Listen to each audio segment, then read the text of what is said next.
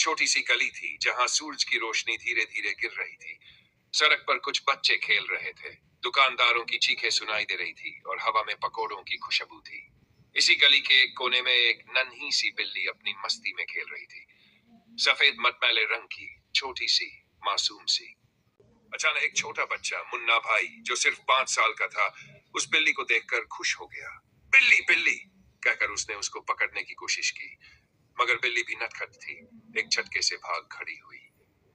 मुन्ना भाई भी उसके पीछे भाग रहा था, हंस रहा था, उछल रहा था। गली के मोड़ पर बिल्ली ने एकदम से तेज रफ्तार पकड़ ली।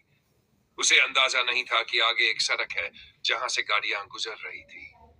मुन्ना भाई भी पीछे था, लेकिन उसके चेहरे पर सिर्फ खेल का जज्बा था, डर नहीं। और फिर एक तेज रफ्तार बाइक, एक लाल रंग की बाइक जो बिना ब्रेक लगाए सीधा उस सड़क से गुजर रही थी। बिल्ली ने आखिरी बार पीछे देखा, जैसे समझ गई हो कि अब वापस जाना मुमकिन नहीं।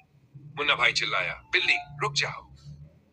बाइक वाला एकदम से रुक गया, लेकिन बिल्ली हवा में उछलकर एक तरफ गिर चुकी थी। मुन्ना भाई छत से उसके पास दौड़ा। उसकी छोटी सी बिल्ली अब हिल नहीं रही थी। उसकी नन्ही आंखें अब खुली थी, लेकिन उनमें जिंदगी नहीं थी। मुन्ना भाई के चेहरे से हंसी गायब हो चुकी थी। पहली बार उसने समझा कि जिंदगी एक खेल नहीं है। उसकी आंखों से आंसू टपक पड़े। बाइक वाला शख्स भी परेशान था।